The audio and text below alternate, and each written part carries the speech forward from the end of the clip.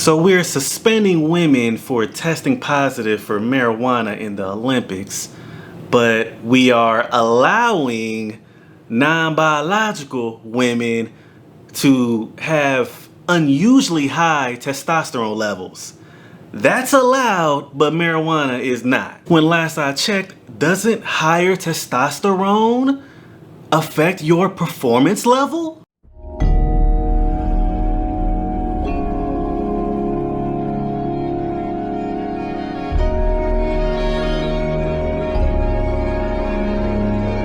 And before we get into this video, make sure you hit the like, share, and subscribe button, and also get into the description box and click on the link to get 10% off A-Game, your next order of that. This is a herbal male solution, 100% natural, boosts energy, strength, vitality, and libido. This is A-Game, fast-acting, long-lasting, with no side effects. So Olympic track star Sha'Carri Richardson, who runs the 100-meter dash, she has been suspended for a month, which will make her ineligible to compete in the 100-meter dash in the Tokyo Olympics. We have to talk about these rules in women's sports today because things are looking mighty illogical when we allow individuals with high testosterone levels, because they were not biologically born women, we are allowing individuals that have something that enhances their performance. You would have to really make an argument, a strong case, in order to convince people that marijuana is a performance enhancer. I mean, last I checked, it makes people mostly sleepy, but for the most part, I don't think that it is banned because it is a performance enhancer. It is just apparently one of those drugs that's on the list, even though one could say that caffeine, which is a drug as well, is also a performance enhancer. We need to revise rules over time to make sure that they still make logical sense in today's sense, because we know the medicinal uses of marijuana. They are well documented. That's why there's such a thing as medicinal marijuana. There's such a thing as that. So we know it has medicinal uses, despite its negative stigma. You ain't never heard of no medicinal Jack Daniels. You never heard of that. You never heard of no medicinal vodka. You never heard of that. But we know the well-documented medicinal uses of marijuana. So the fact that they still ban that substance entirely is a bit odd to me, even at the Olympic level. That's just my personal take on it, but I want to give you guys the details of this story because this really is an unfortunate situation. But let's take a look at Sha'Carri Richardson's thoughts on this whole matter herself. You know, the Olympic officials, the U.S. track and field, the anti-doping agencies now have a decision before them. Unfortunately, you will not be able to compete in the Olympics in your race, your individual race, 100 meters. But there is a chance.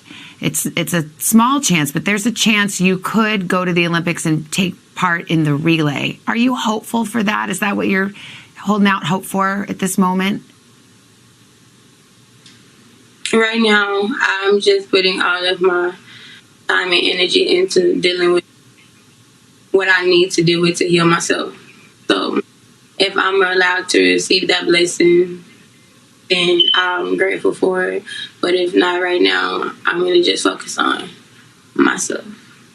Thankfully, she is very young. She's 21 years old, so she can still compete in the following Olympics. But this is definitely a real heartbreaker because she has been going through a lot in her personal life. Her mother recently passed away, so she's coping with things going on as well. And there are those people who are sticklers to the rules. Well, rules are rules. The thing is, the rules become mighty silly once you start allowing non-biological women to compete with the women. So you might need to revise all of the rules of the Olympics. Once we start adding elements such as that, and there is such a thing as bad rules, and rules do change over time, rules do get revoked. And Sha'Carri Richardson, she's only 5'1", so she's already fighting an uphill battle, yet still is winning decisive victories over the competition. So this really is a loss to the overall event.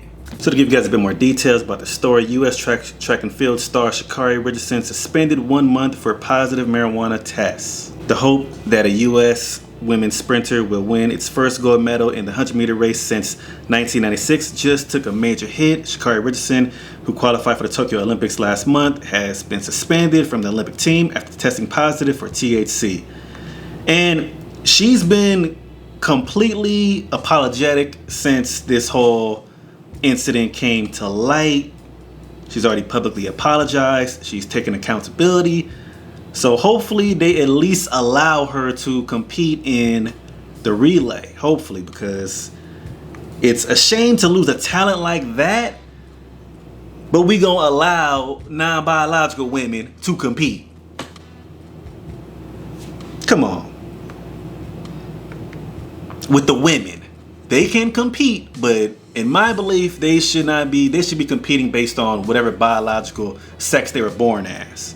That's my take, to make it fair. Because y'all talk about fairness, but y'all don't apply it in all cases. According to the Associated Press, her results from the Olympic trials have been erased, making her ineligible for the 100-meter race in Tokyo. On Friday, the U.S. Anti-Doping Agency announced that Richardson tested positive in a sample collected at the U.S. Olympic team trials on June 19, 2021.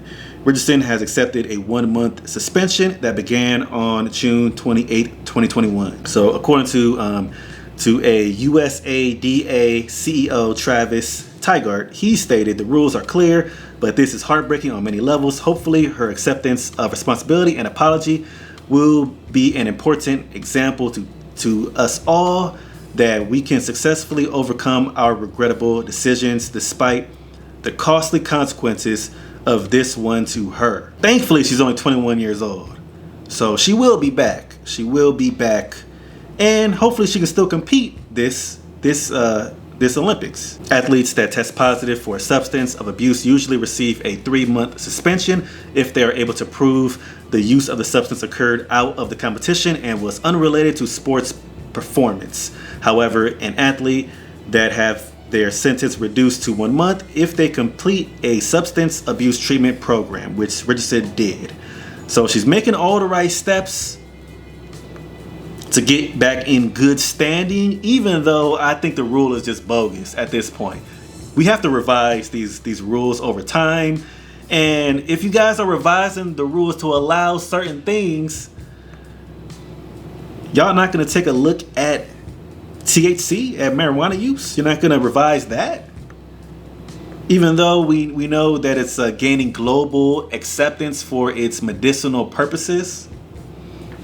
While Richardson will not be able to compete in her race, the 100 meters, there is a small chance that she'll be able to compete in the women's relay race. So according to Richardson, she stated, this is just 1 games. I'm 21, I'm very young. Unlike most, I have plenty of games left in me to compete, and I have plenty of talent that backs me up because everything I do comes to me naturally. No steroids, no anything.